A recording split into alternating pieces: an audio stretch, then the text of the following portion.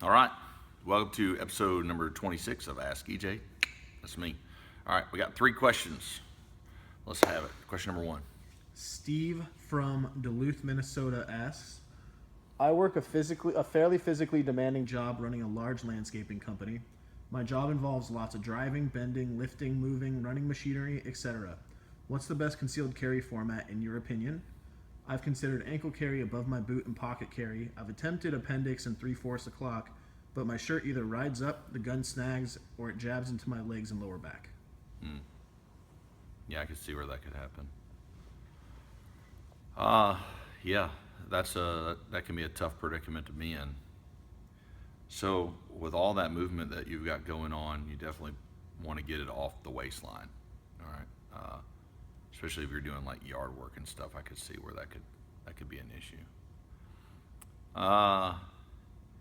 Yeah, ankle carry. It's kind of in more ways than one's going to work against you because of how much movement you're doing.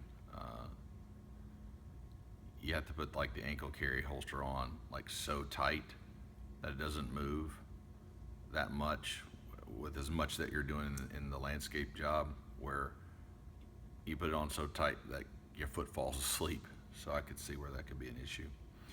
I would tell you is to consider getting one of those undershirts.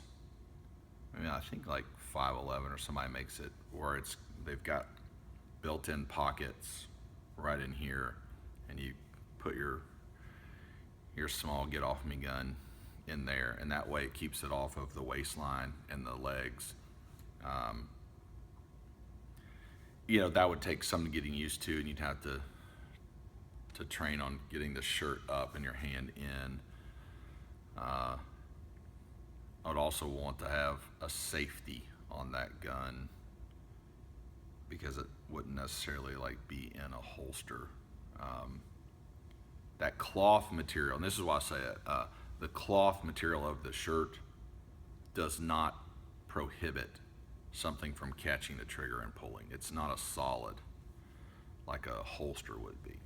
So you would want something with a safety on. And I'm thinking out loud here. But that may be an option for you. It's something you can try. Yeah, you're in a predicament. I see that. Yeah, try that. And I think they come in like white and black. I don't know if they come in any other colors, but it's just a white kind of tight-fitting shirt, and then it's got a pocket on this side and a pocket on that side, and then something like a shield or something you could put in there, and it would sit kind of, I guess, right in here a little bit, and then throw your work shirt on top of it, and then you'd have it. And I think it would be out of the way of the body, especially the lower body, with as much work. And I'm sure up and down and moving equipment around, it could get a little cumbersome. Or if you wanted to keep it on strong side on your belt, I would look at where the clips that attach to your belt are and see if you can lower the profile of the gun lower into the waistline. Now, it does make it a little bit more difficult to access the gun. It's not like perfect because the handle of the gun may be a little bit lower. And what I mean by that is where the gun handle is and then your belt line. Normally, the handle is right here. All right, I'm wearing the shield today. So a lot of times, here's your gun, but then here's the belt, right? Like that's mainly how people carry it. Well, then what I'm saying is you get something where it's down a little bit lower. May or may not work. I'm looking at some secondary options for you here. Okay, so you can try that and see if that works. I don't know that industry is advanced as as far as it should in methods of carry. But what you're looking for is what's called a deep concealment carry. Deep concealment carry. And see if there's some options out there. You could Google it and see what people have. A lot of that stuff, though, because there's not a strong demand for it, becomes gimmicky. And then with there not being a lot of options out there, you try something and it doesn't work, and you get mad that you spent $50 on something that's a piece of junk. And that's why we all have box O holster in the garage somewhere.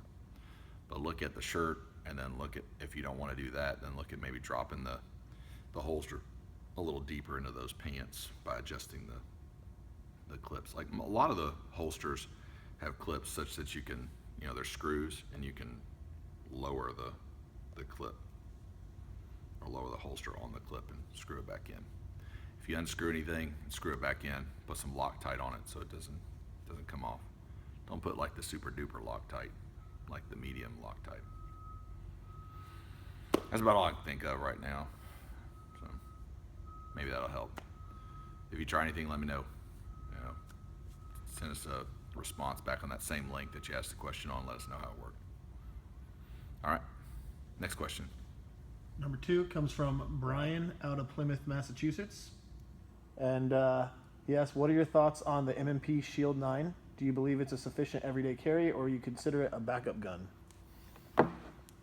I happen to have it on today. It's a get-off-me gun. Basically, it's a get-off-me gun. Yeah, I mean, it's a single stack 9. So, it's not like the 15 rounds plus one in the chamber you're going to get with a Glock 19 or, like an XD type or a Smith & Wesson M&P. But yeah, I mean, I'm carrying one right now because in no way in my mind do I expect to get in a gun battle here at the studio. So I keep it on, and that way I can do what I need to do here and it doesn't really bother me. It's just funny I wore that one today. You asked me that question because I have my Glock on all the time. So today I'd put that one on. So one question I have that I'm sure some viewers have is you always stress the fact that you should have like one everyday carry gun. You've got your Glock, and then you've got the M&P. Mm-hmm. So when they're looking at something, should they just stick with one, or should they get enough practice that they can use both, or what do you recommend? Right. So yeah, with the Glock 19, I mean, I've got so much time on that gun, it's ridiculous, and I trust it. The Shield, I run it in classes, both when I'm an instructor and a student, and I'm very, very familiar with that gun. Very familiar with it. And then I keep the external, I guess it's one of the older ones, but I keep the external safety off, so I don't deal with that. But I do know that I'm limited in bullets. I only have so many bullets. That's why I call it a get-off-me gun. And in no way am I trying to stay in a gunfight. I'm trying to get out of there with this gun. And so, but yeah, I see what you're saying. So here's the thing. Most guys will go and get a gun, and then they shoot, a box of 50 or 100, maybe once a month at a static range, and believe that I'm really proficient in this gun, having never done any other training. What I mean by get a gun and use it and get proficient in it is use that gun until you're like extremely proficient in it. For me, I've done that with a 19. And I'm trying to sound arrogant. That's what I teach with, and that's what I use as a student, and that's what I carry. I just happened today to carry this one for some odd reason. Lord works in mysterious ways. But I know that gun really well too. So. Cool. Kind of, I guess this is what, are you saying like this is a moment where it's like do as I say, not as I do? Yeah, kind of, because you keep saying, hey, like you should have one gun. You don't need one for going shopping and you don't need one to go to the movies for and all Right. that stuff. So, Right. Well, the 19's on my hip and the 26 is on my ankle. But today I just wore the shield. And I guess I'm being lazy. But it's just a little lower profile, probably a little more comfortable then, or yeah, yeah, this is what we're working in here today. So yeah. Cool. But I'm saying, like, I know the 19, and if you can't say, like, I know my carry gun, then they'll be changing it, unless your dress demands for it. So obviously a single stack 9 is a lot thinner profile, like you just said, and you can conceal it, or you perceive the way you conceal it is a lot better. So just don't be changing so much, because your life is going to depend on your proficiency and accuracy with that gun. And if you don't trust your accuracy and proficiency and understand your proficiency with that gun and all the nuances that surround it, mainly when it doesn't work, don't do that to yourself. Gotcha. But then that contradicts, well, I'm a new shooter and I just got my gun. I'm trying to be proficient with it. So you're saying don't carry the gun if I'm not proficient with it? No, just understand what you're up against. It's all about your understanding of what you're carrying and what you can do with it. And then, more importantly, what do you do with it when it doesn't do what it's supposed to do? That way, you're prepared. Like, knowing's half the battle, G.I. Joe. All right, good question. Cool. Number 3 comes. Did I answer his question right? Yeah, you answered his question. Okay. Yeah. Cool. John out of West Lafayette, Indiana. Lafayette. Lafayette. I don't know. I don't know. John, let us know. We all know you don't know. Well, obviously. All right. Hey, I got an email. Someone said to ask you, how do you pronounce Vienna, Georgia? Like a Vienna sausage. Wrong. What is it? It's like Vienna. Like pie, but Vi. Vi. Yeah. Vienna. And then Anna instead of Anna. What do you know? But Apparently not a lot. All right. John asks, repetitive training versus changing your training every trip to the range. Is there a happy medium? I consider it evolution training, always taking it to a different level.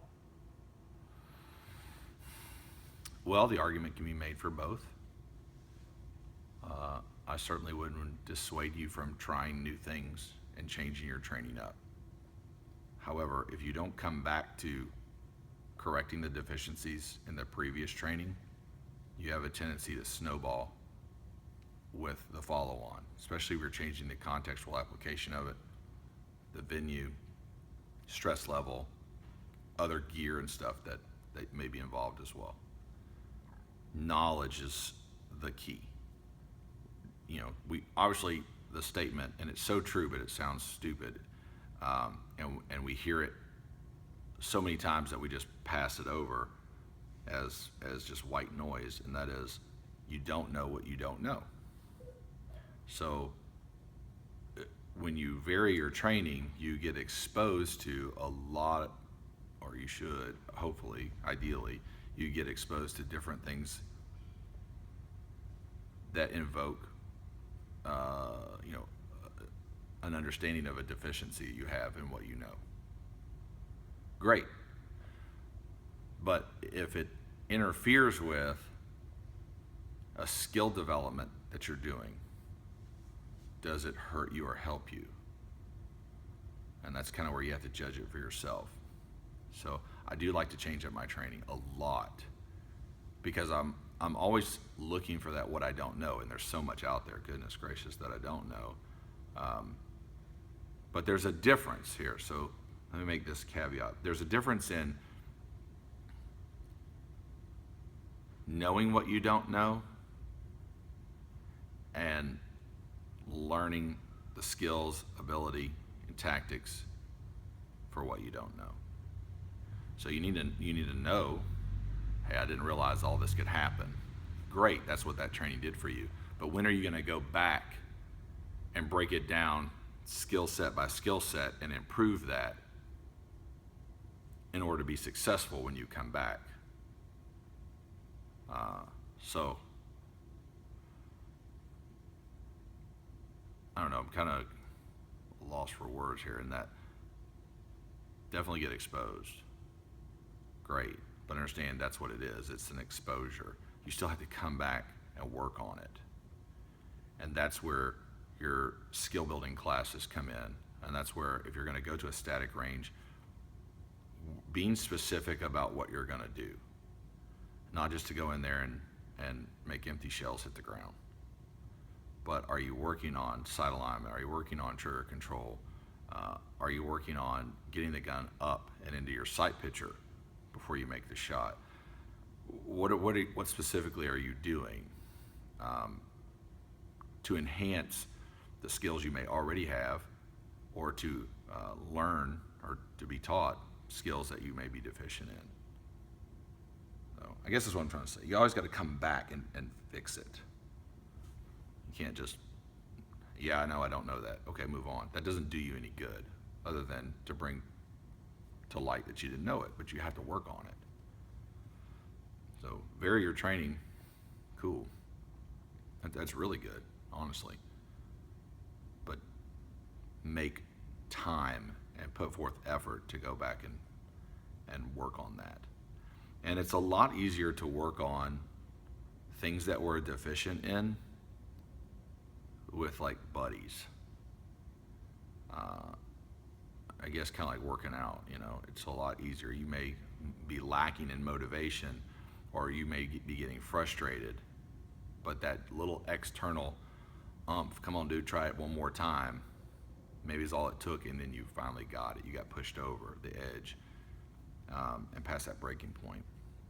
So it's where it's good to have a core group of guys that you shoot with, so that if you find yourself plateauing, then maybe someone either through, you know, encouragement, motivation, sarcasm, being antagonistic,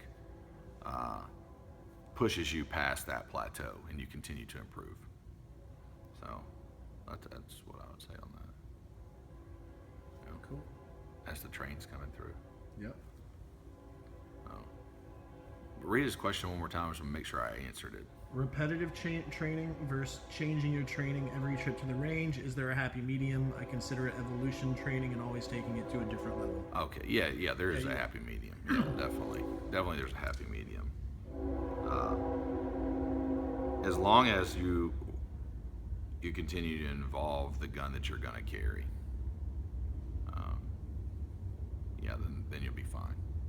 Yeah. I mean, that's really what you should be doing, is getting to a certain skill or proficiency level, and then trying to use those skills in a different environment or a different contextual application so that you can see how they interrelate with other things you need to know.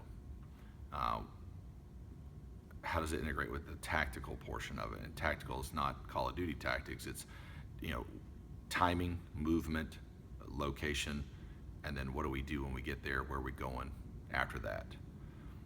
And what's the reason behind all of that? That's really where your tactics, okay? Strategy is the overarching, don't be a victim thing. So I don't go to places that I know could compromise my safety. Strategy is, you know, watching out always for the, you know, say with the people you're with, and keeping that in the forefront. So the strategy is to stay safe. The tactics may change. You know, in the military, we'll say the enemy can dictate tactics, and mostly he does dictate tactics. So, you know, your bad guy is going to dictate time and place and the force applied. It's up to you to know how to integrate the skill with the tactics, constantly enhancing your ability to utilize both. That kind of sound like some big words, but that's the only word I know that encompasses what I'm trying to say. So, yeah, there's definitely a happy medium in there, but you got to find it out for yourself. and push yourself a little bit. That's great. I like that you're going out and doing other stuff, man. That's cool. Take some buddies with you though. Don't just try to do that stuff by yourself. You know, get a couple guys to go with you, or mama, maybe the kids if they're old enough. You know, go out there and do that kind of stuff and work together. You'll find that some of the stuff that you know, and